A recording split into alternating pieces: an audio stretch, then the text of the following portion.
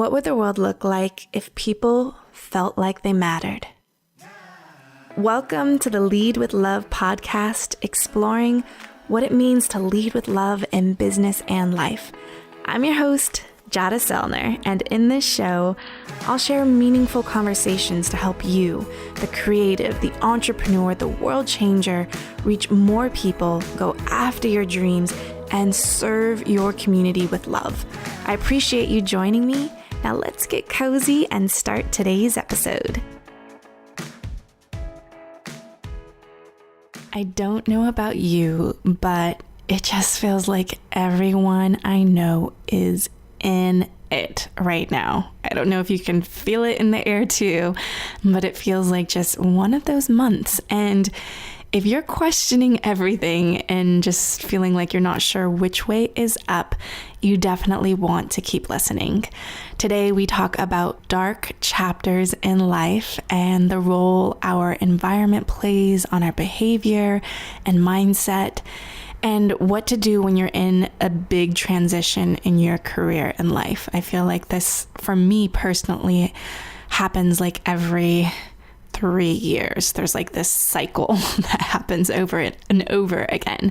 So today you're listening to episode 123 of the Lead with Love podcast. And in this conversation, I get cozy with Srinivas Rao, the author of a Wall Street Journal best-selling book, The Art of Being Unmistakable. And Srini is the host and founder of the Unmistakable Creative podcast, where he's interviewed more than 700 people, ranging from bank robbers to millionaires. And guests have included Tim Ferriss, Elle Luna, Seth Godin, and many, many more. So some things that we talk about are how a rough period in Srini's life forced him to question everything and be more vulnerable, which led to the creation of his first book. It always feels like our best creative works happen moving through the ring of fire. And we also talk about what role our environment plays, again, on our behavior and mindset. And he also shares 3 steps to take right now if you're in a dark place in your life. If you have one of those dark chapters that are happening, then you definitely want to hear the steps that he shares. I immediately started taking stock of my own.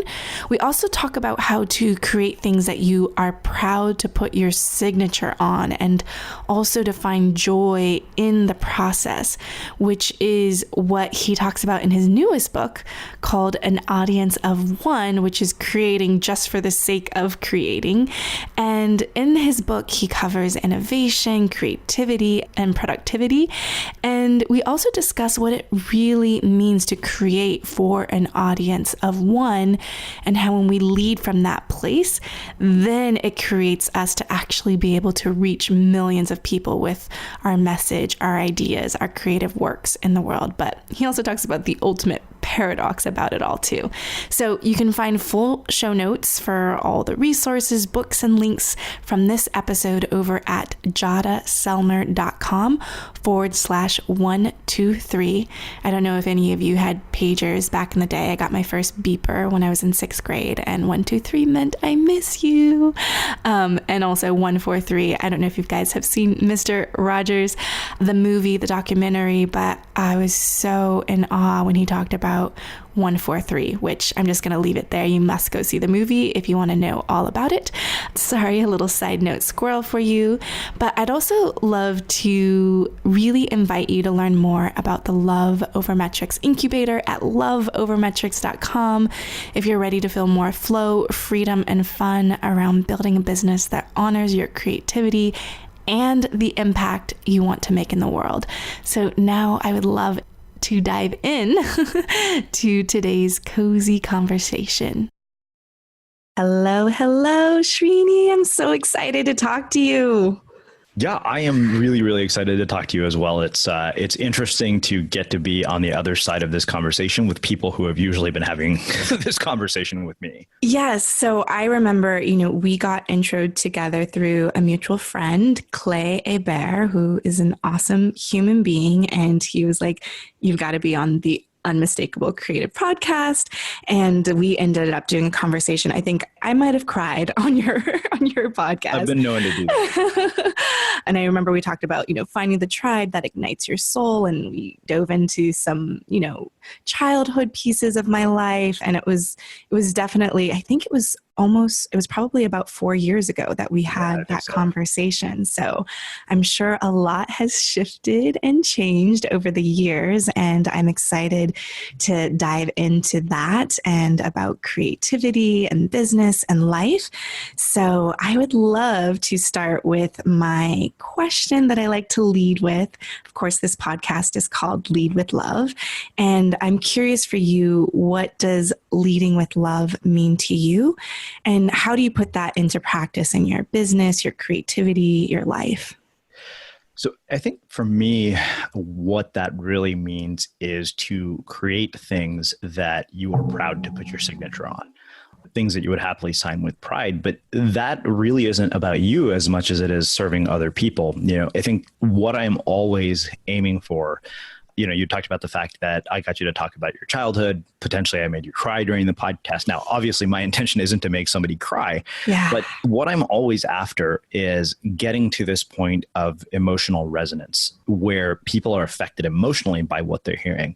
Because the thing is that, we make decisions based on emotion. And then we justify it with logic, as Ramit Sethi has famously said. But the thing that I have found is that when you can make somebody feel something, that is much more powerful than almost anything else. And that is something that I aim to do with every conversation I have. And I think part of it is that I'm aiming to create an experience that people feel drawn into. Like, I want people sitting in their driveways, unable to get out of their car because they can't stop listening to what is being said. And a lot of that really stems from one other component of this is a commitment to mastery. I think that there has been a shift, at least probably in the last maybe 3 to 4 years, where it stopped actually being about wanting to impress people and achieve some sort of fame or success. And instead it became about, how do I get better? How do I become like world-class as an interviewer? How do I achieve mastery? How do I approach this from a lens of deliberate practice? As opposed to, okay, I just want to get, 1 million downloads so, lots of people will listen. Because the thing that happens when we try to do our work through hacks and formulas is that, yes, it might work temporarily, but, I've said before, you can't hide lousy art behind great marketing. Eventually it'll be revealed for what it is. Yeah. Now, that's not saying that I don't make mistakes. We were just talking about the fact that I accidentally sent out an email riddled with typos. But when it comes to the podcast, I'm neurotic. And I'm neurotic in service of other people. Like, I've cut interviews in the middle of them. I've refused to air interviews after I've recorded them. I've asked people to do second takes. It's one of those things where I am very much committed to the standard of the interview. And pretty much anybody who has done an interview with me will probably attest to the fact that when you've done an interview with me, you know for a fact that it's going to be completely different than any other interview you've done. And so to me, that is largely what it means to lead with love. And, and the thing is that manifests in so many different ways. It's not economical. It's not efficient to litter your, blog posts full of really quirky and weird illustrations. But at the same time, I find that is a much cooler way to do things. Mm-hmm. I just like it. I don't like following formulas. I don't like, doing what everybody else is doing. And that's, ultimately that is the ethos of our brand, right? Is this notion of unmistakable, is how do you do something that's so distinctive that it, is something that nobody else could have done but you. And it's immediately recognized as your work. Like, you see our work roll through your Facebook newsfeed, whether it's a blog post, whether it's a, podcast, like, you pretty much know instantly when something came from our crew. So with that commitment and drive to want to be world-class in interview, was there an interview, kind of one of those first interviews that you heard yourself where you're like, yes, I want to dive into being more curious about human beings and the emotion that pulls and drive them?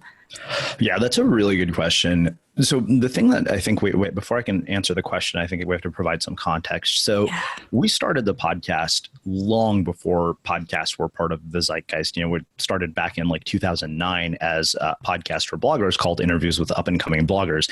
And it was literally just anybody who would talk to me at that time, and each person referred me to the next one until we got to a certain point where, suddenly the 13th guy I interviewed, it was much more connected. He actually helped me co-found the podcast. And so he started referring more and more people, but really the biggest sort of shift came, I think, late 2013. A lot of things started to change. I met my friend AJ Leon for the first time. That was one of those conversations that really deeply informed me, so much so that he invited me to speak at the Misfit conference in Fargo. We became very good friends. He had a huge impact on me. But it was around that time that I started realizing that the best stories we told had nothing to do with how to build a blog or how to build a business. They were all just people who had fascinating stories. So, we had a graffiti artist named Eric Wall. We had, people who had spent time in prison. By the way, on a side note, people who have spent time in prison, always great interviews because they have the best stories. And what was happening was we're seeing that, wait a minute, we're really not accurately branded here. We're people are listening to us who have nothing to do with blogging. And you can actually go look at some of the early iTunes reviews and says, this is not a podcast for bloggers. And many of them had hesitated to tell friends and family members until we made the shift to Unmistakable Creative.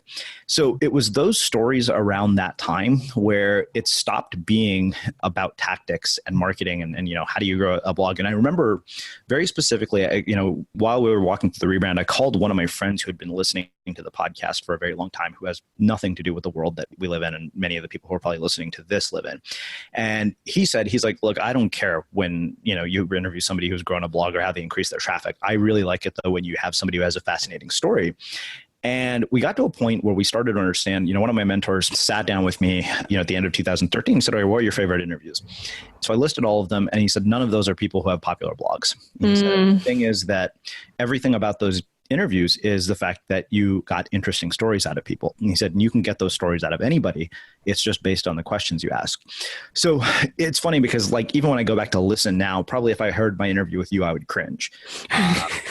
Because, if you go back and look at your earlier work, you're always sort of embarrassed by it. And so the thing that happened after that was that I started to look, for questions that, I think part of it was that what happens is that we take the people that we look up to, we place them on pedestals, of course, because they have big platforms, beautiful websites. They end up on the covers of magazines. We see their published book roll through our Facebook newsfeed. And what happens is by placing them on a pedestal, we actually don't see their humanity.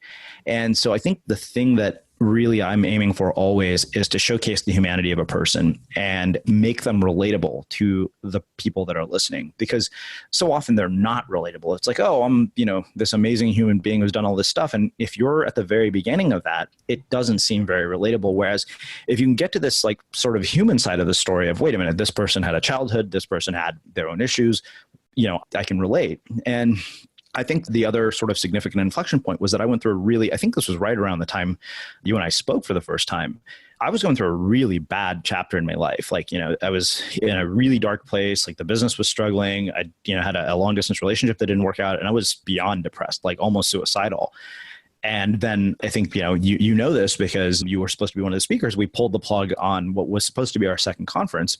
But I think what came from that period, I have a deep appreciation for now, is that it forced me to start asking much deeper questions because I was going through my own struggles and my own challenges. And, I was talking to people who I felt had answers. And it was this balancing act of, okay, I got to do this and make sure it's still being done from a place of service without, me seeking pity and just using my audience and my guests as my therapist. Right. So, and that's a whole fine line, which we can talk about. But as far as interviews in particular that really changed things, one was a guy named Joe Loya who robbed 30 banks. And it was just so fascinating to listen to him tell this story. It felt almost as if it wasn't a podcast, but you were, watching a movie. And that sort of idea that you could create a narrative that was so compelling via audio that you couldn't help but picture it in your head really drove me. And then, that led to all sorts of other conversations. Yeah, you may have seen the animated series that we did with Soul Pancake, where we extracted sort of the most poetic sound bites from the podcast, set them to music, and turned them into animated shorts. And we did that with the episodes for Tim Ferriss, Sarah Peck, Elle Luna, and a few other people. But those turned out so beautifully because it was always the understanding that if you could get to this point of really compelling dialogue, a lot of things could change. And the thing is that when I took a story-based approach, I think that it became a lot more relatable to other people, because when you had a story-based approach, you end up providing a compass more than you do a map for people. Yes. So as a result, they make their own decisions. They make their own changes. We have parents who homeschool their children using the content from Unmistakable Creative. You have, professors who use it to supplement their curriculum in their college classrooms. Therapists who use it to counsel their patients, coaches who, share episodes with their clients. So I realized that if we had this very tactical sort of approach, we wouldn't be getting those kinds of outcomes, which you can't really measure those in any way because they're just so amazing. So I don't know if that answers your question. I know it was a roundabout answer. Yeah.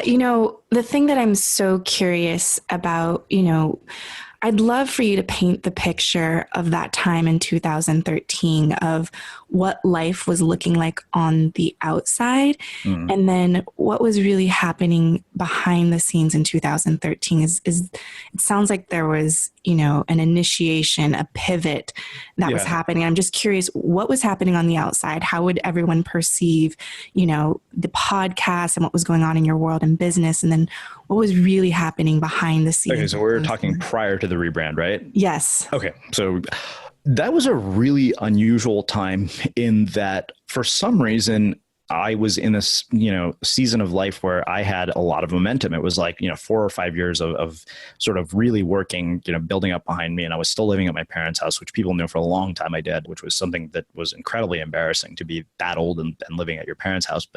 And how old were you? 38, but if I remember correctly, you've done the same thing and you did it with a family and kids. Yes. So, I was 39 when I finally got out of there, and it was tough. It was tough because I was suspended in this state between adolescence and adulthood, even though I'd already left home, gone to college, lived outside of my parents' house, and came back and was just finding it to be a real struggle to get things off the ground. So around that time, what was happening was that I was starting to experience a sort of momentum. I was writing very differently. So I think one of the things that happened was that I remember this. I was thinking about this the other day. It was in the description actually for the self-published book that became a Wall Street Journal bestseller, because I was looking on Amazon the other day for something.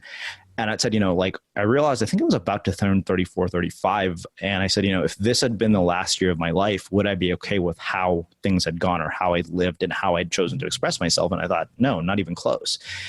So what came from that was a sort of honesty that sort of removed all the filters from my writing and, unapologetically just started talking about the things that I'd been very scared to talk about. The fact that I've been fired from every job I've ever been at. And unlike an intelligent person who would keep this craziness to the privacy of their blog, I decided to publish all of this as really long Facebook status updates. This is before people did that as a regular thing. And so on the outside, it was suddenly I was finding that people were resonating with my work a lot more. And then, I had a mentor who came in who also had a big impact, and his name is Greg Hartle. But, I think that I remember when we were going to change the name of the brand, right? So fast forward, long story short, those Facebook status updates got compiled into a self-published book called The Art of Being Unmistakable, which through a series of freakish coincidences landed me on the Glenn Beck show. And that book became a Wall Street Journal bestseller. And it, 2 years later led to a book deal. But, I remember people thinking that we were out of our minds to be changing the show.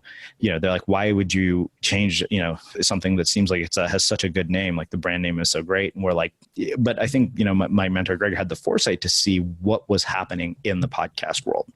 I think that we're an unusual sort of hybrid in that we're part entertainment, part education. I think there are a lot of people who listen to Unmistakable Creative who don't listen for the purpose of starting a business or anything like that. They listen purely for entertainment purposes. And that was largely by design because we're watching sort of what was happening in the entrepreneurial podcast space. And I could see that what was going to happen was you were going to have a flood of people starting very similar shows with very similar guests. And we looked at it and we said, you know what, we're going to do the exact opposite. We're going to go in a completely different direction. And the goal is not going to be to interview entrepreneurs. And this is a story from, when we were redesigning the first version of the website.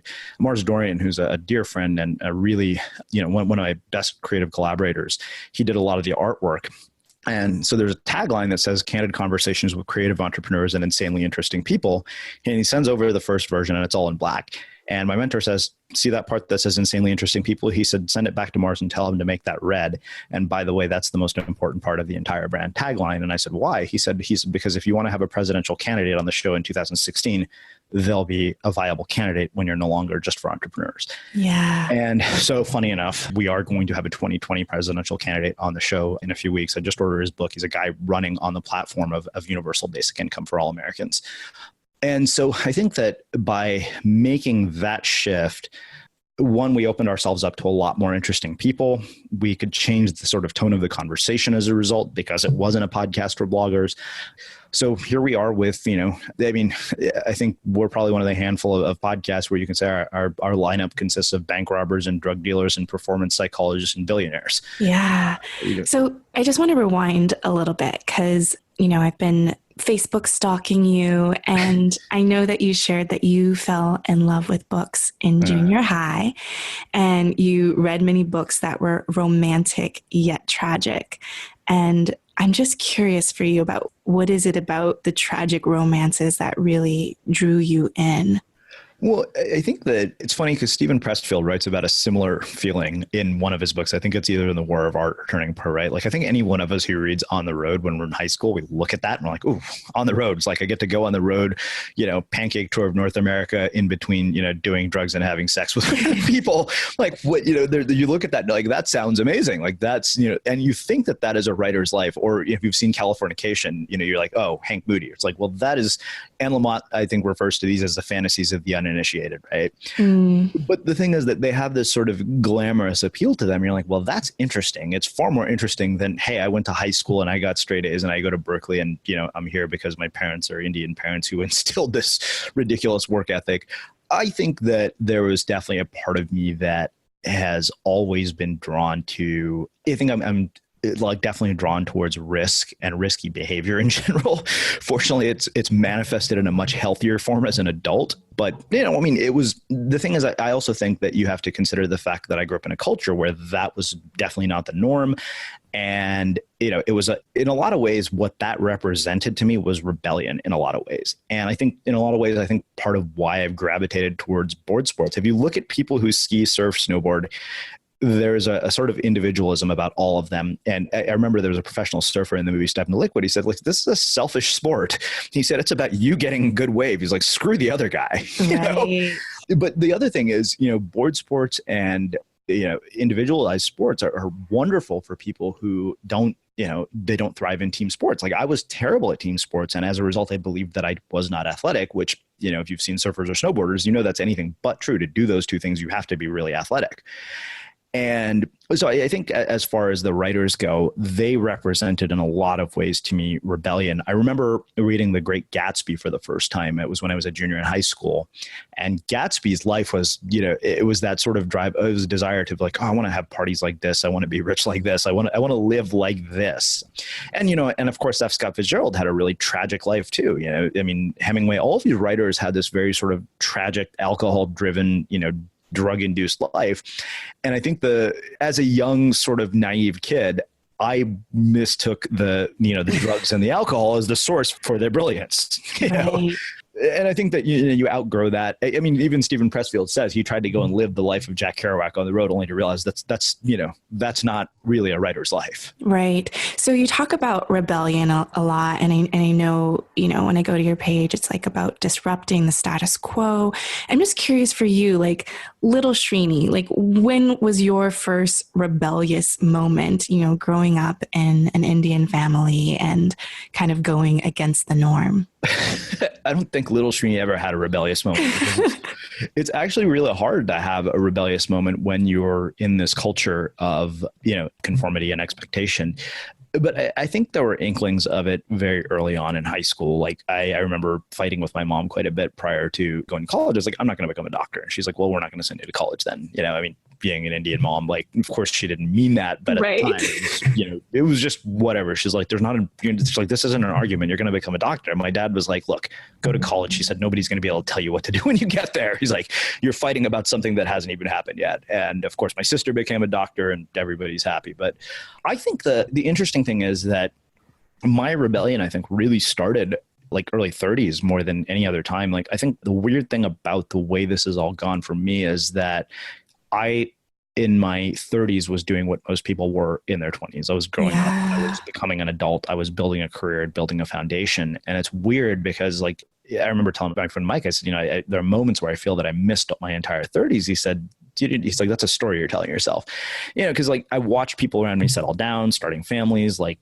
doing all the things you're supposedly supposed to do. And I remember Brian, my business partner, he's like, yeah, he said, but because of what you did in your 30s, he said, your 40s and the rest of your life are going to be amazing.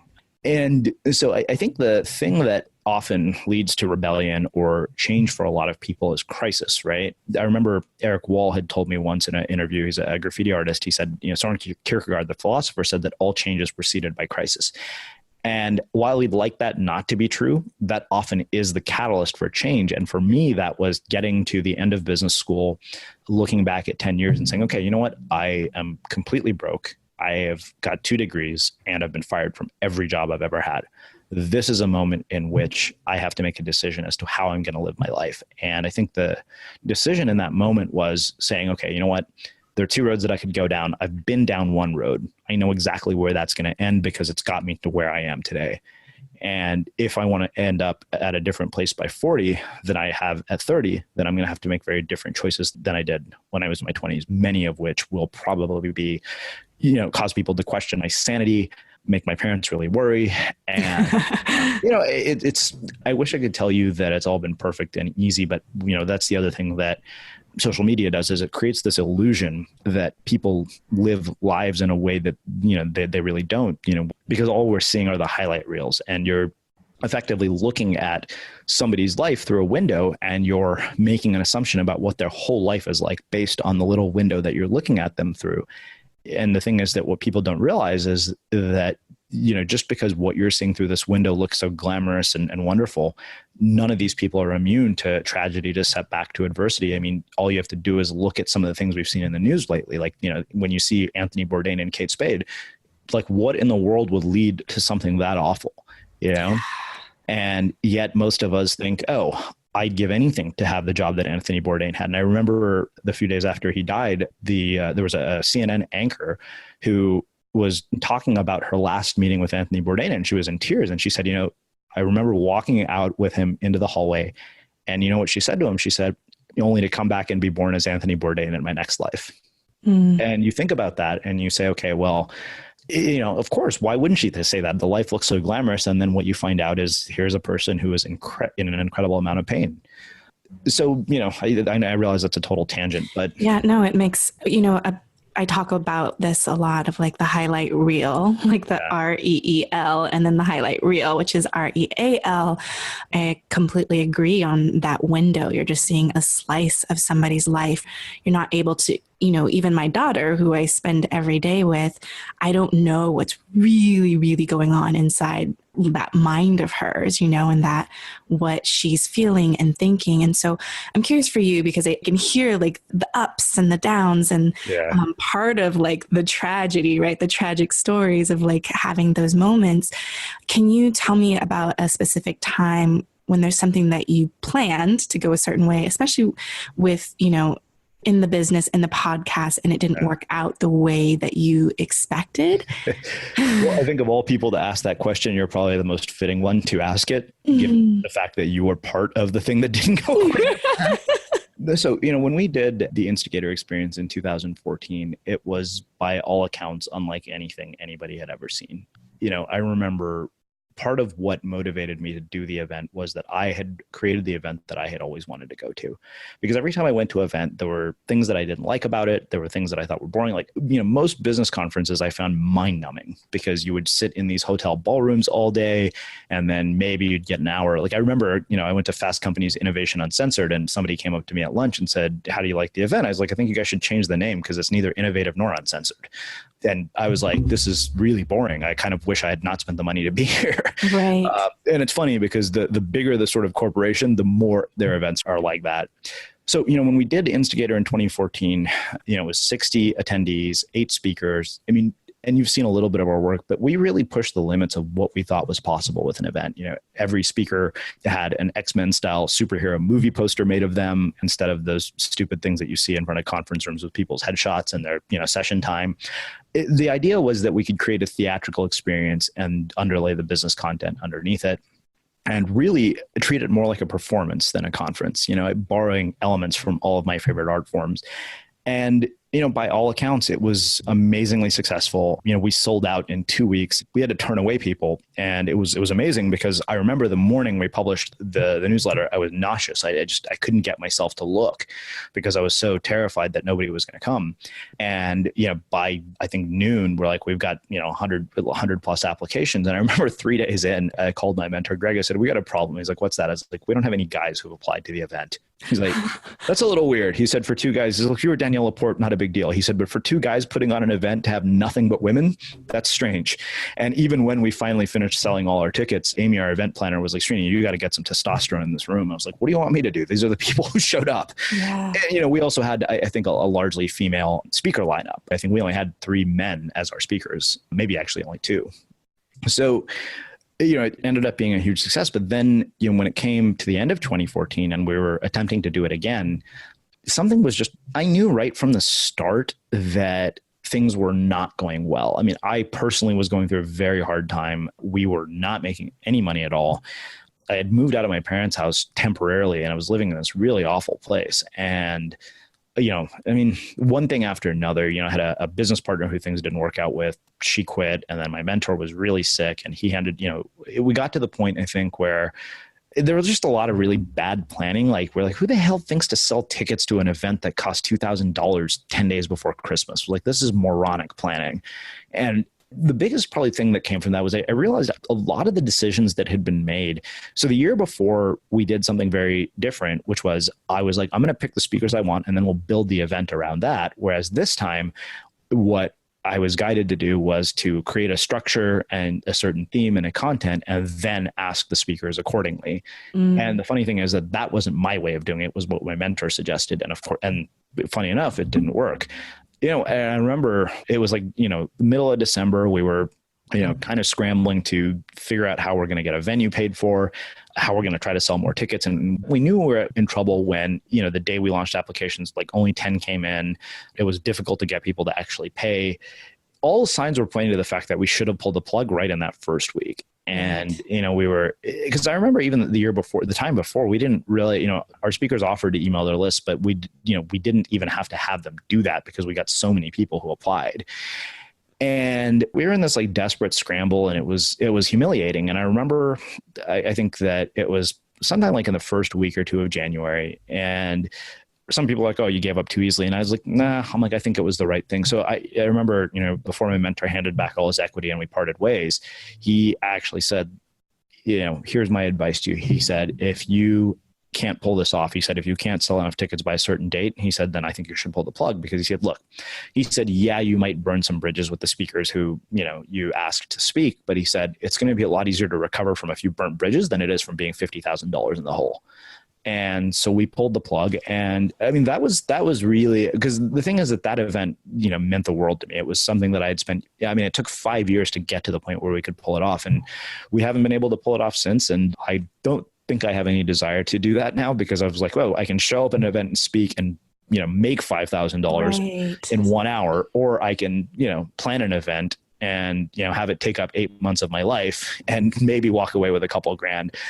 It's not that I don't want to do it again. It's just that it's not turned out the way that I would want it to be. And in my mind, I remember somebody once said when we were getting ready for this event, as you know, they were in our Facebook group, they're like, we feel like you're going to try to ruin every other event we're going to go to from this forward. And I said, yeah, that is actually kind of the goal.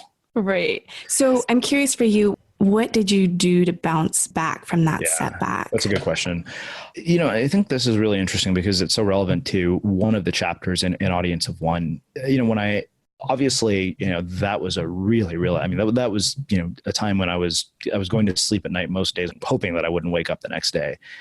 And so I moved back to my parents' house. I ended my lease, and then, we sat down, me and my business partner, Brian, and every weekend we'd meet and we'd go through bank statements, and literally we're like, okay, every single expense we could cut, we cut.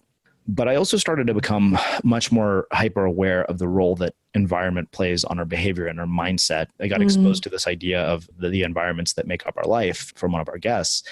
And eventually it was like, okay, I'm going to fill this room with things that, fill me with joy. And that meant getting rid of books that I didn't like. I burned all the clothes, or actually I didn't burn them. I threw all the clothes that a girl that I'd been dating the year before gave me because I didn't want any memories of her in my life. It's the romantic tragedy. The thing is, we have so many things in our physical environment that are actually reminders of our past, and we don't realize just how much those things weigh us down emotionally.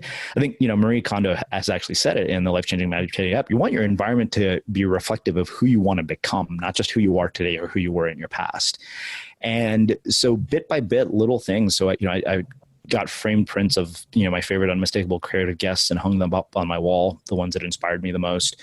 The whole time I'd been seeing a therapist, and I got to the point where I was not well at all. I mean, there are pictures of me on Instagram from that period. And I remember, my business partner, Brian, saw a picture of us on the beach in a both of us in a wetsuit. He's like, you're emaciated. He said, I think you should see your doctor. So I started taking medication. I'm still taking that medication. It helps. And I think that we have a sort of stigma against medication, particularly in the world that you and I play in, right? Where it's all sort of new agey, self-help driven stuff where this is frowned upon, but if it helps, it helps, and I'm not going to deny that at this point. So that happened, diet, exercise, it largely, I think when you're in a really dark place, there are probably, I would say, 3 or 4 things that really make a difference. The first is self-care, how you eat, how you take care of yourself, exercise. Now, obviously, sometimes, I was doing all of those things and I was still, incredibly depressed. So if you're at that point and you're not making progress, then you have to start thinking, okay, well, what is the solution here? Like my mom was really concerned too. She's like, you don't eat. She's like, you're losing weight. She's like, this isn't good. This is not normal. And I remember too, like I probably went a good 10 weeks without shaving and my parents were pissed off. They're like, you look like a bum. And I was like, you know what? I'm fine with that. I'm like, but what I started to realize is like, okay, you know what? My physical appearance is reflective of how I'm feeling on the inside. And I think if I change that, I will actually start to feel better. So that is really, it's funny because when you start to like be very mindful about your physical environment, suddenly a lot of things start to change. So the first is self-care. The second, obviously, like, as I just said, is physical environment. And I'll tell you a really crazy story from the book. So I remember going to the bookshelf and I thought, okay, what are the books here that I don't like? And all the books that I knew I didn't like were books about social media marketing. So I got rid of all of those. Like, I was like, I don't need any of these books. These are crappy books and I don't even like these. The overwhelming majority of the books left were books published by Penguin. And 2 weeks later, I got an email from an editor at Penguin who found something that I wrote online. Wow. Really bizarre sort of, serendipitous event. And then the next piece I think is community, right? And we, I think, have this notion that, a Facebook group can substitute for face-to-face contact or real people in your life, but that's far from the truth. We're biologically not hardwired to live that way. So I think having a friend like Brian made a big difference.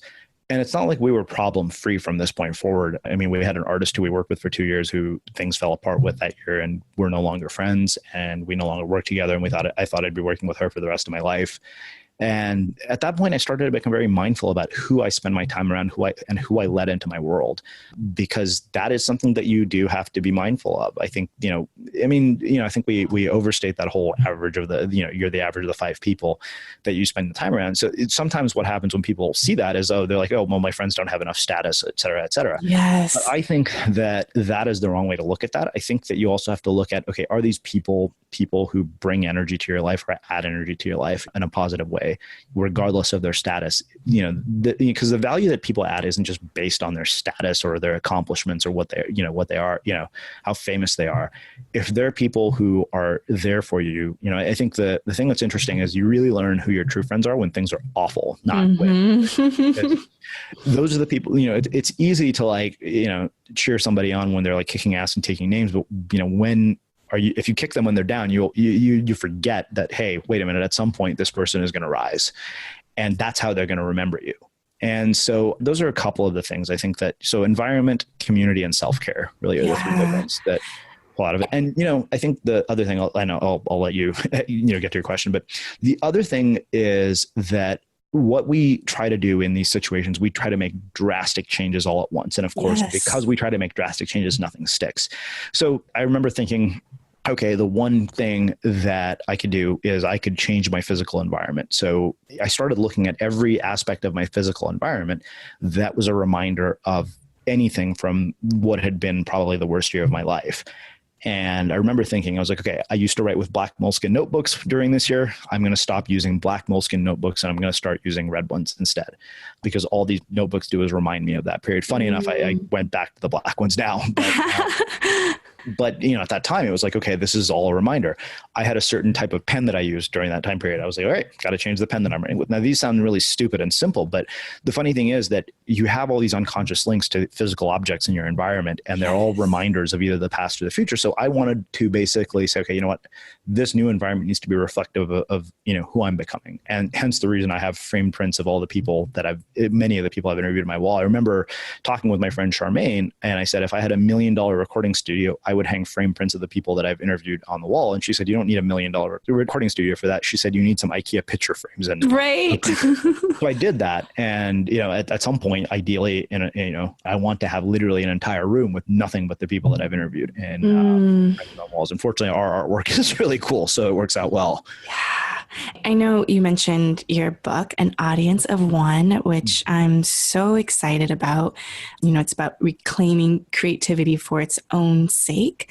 And I know you go even more deeper into the tools, the habits, the rituals, and actually making that shift. And I'm so appreciative of just sharing here's some simple things that you can start doing right now with self-care and changing that physical environment and the community.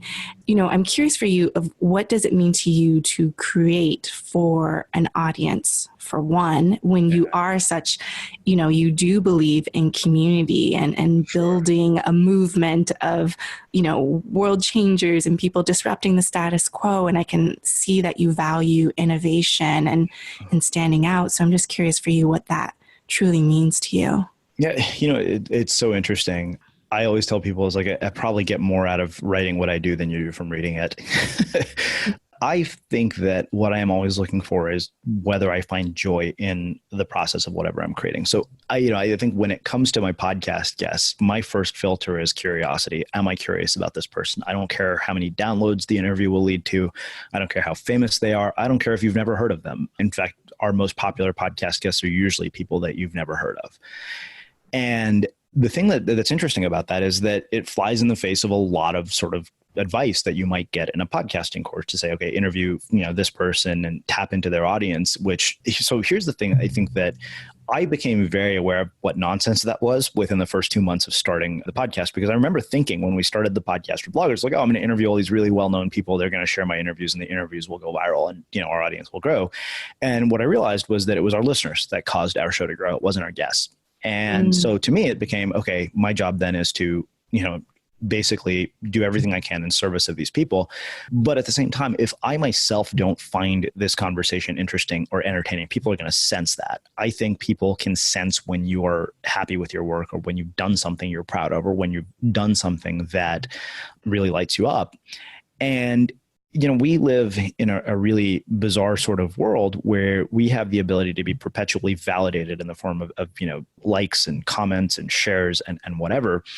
And as a result, what has often happened and what is really unfortunate, I think, is that people basically have said, okay, this creative thing that I want to do, this thing that I want to explore, there's no purpose in doing it if I can't monetize it, if I can't build a massive audience around it.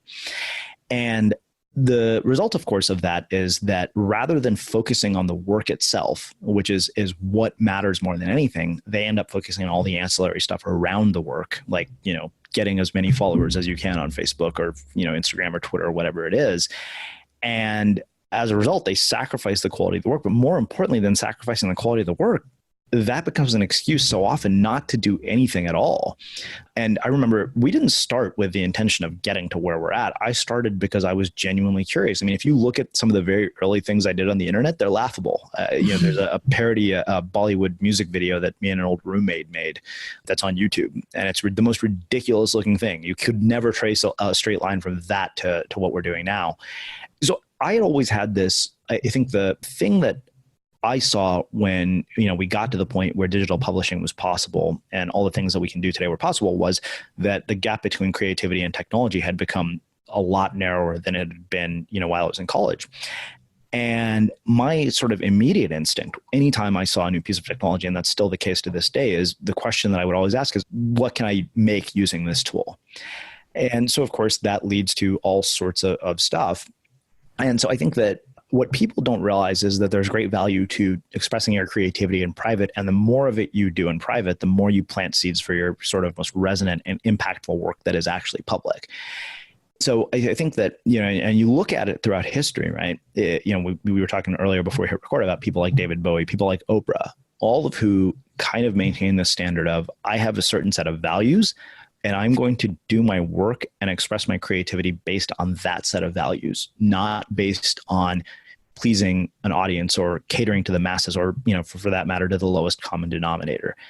And the result, of course, of that is that you realize that you're for some people and you're not for other people. I mean, we definitely probably lost a lot of audience in the period of, being unwilling to go in the direction of teaching courses about blogging and all of that stuff.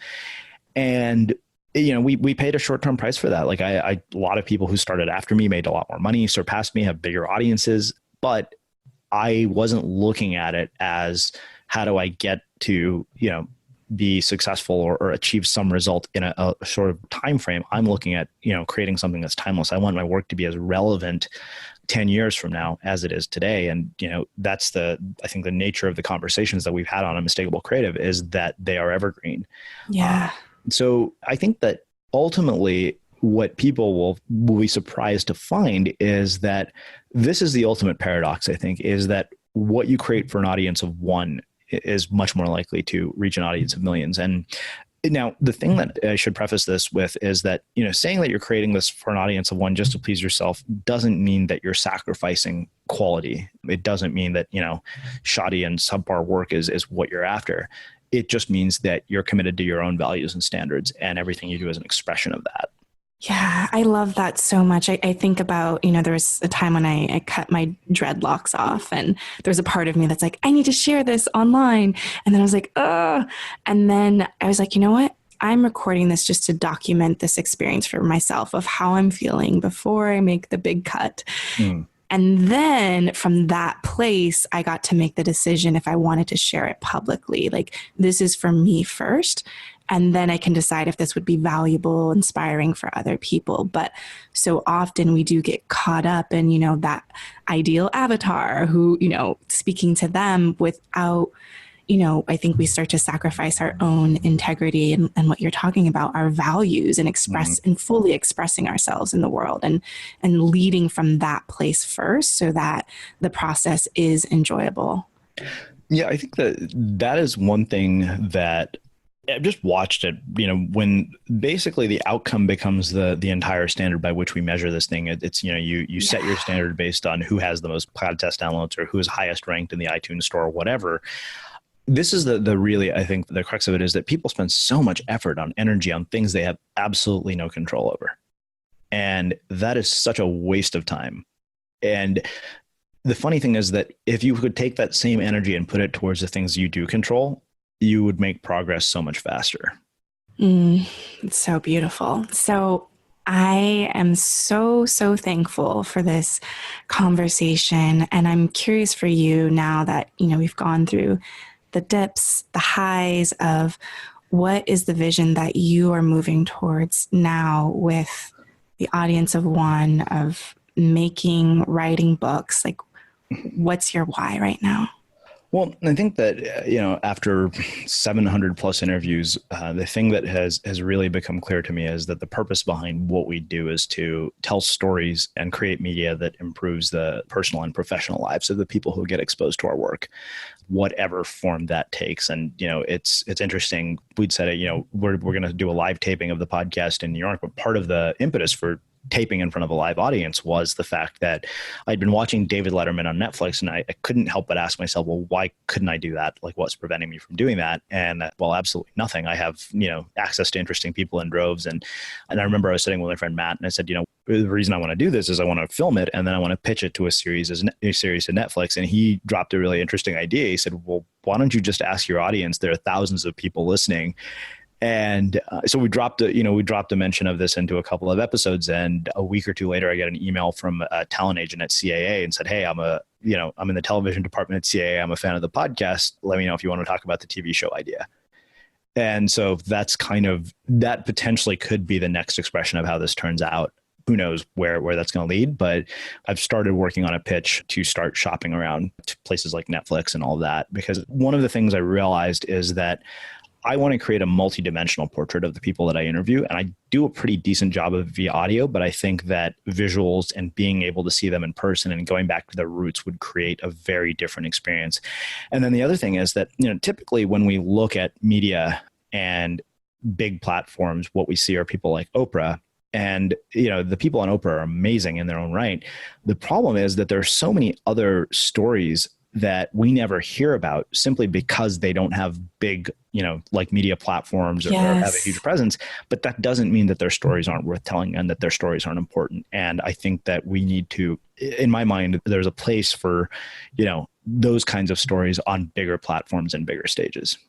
I love that so much. And I am so inspired by just the dedication that you've put towards giving a voice to creativity just for the sake of creativity and not chasing the fame, the rewards, the external validation in the process. And I know that with that consistency and putting those habits and rituals in place, that sometimes that's a nice, happy side effect on the other side of being able to, what you say is, create something for one, and then you're able to serve millions from that place. Yeah.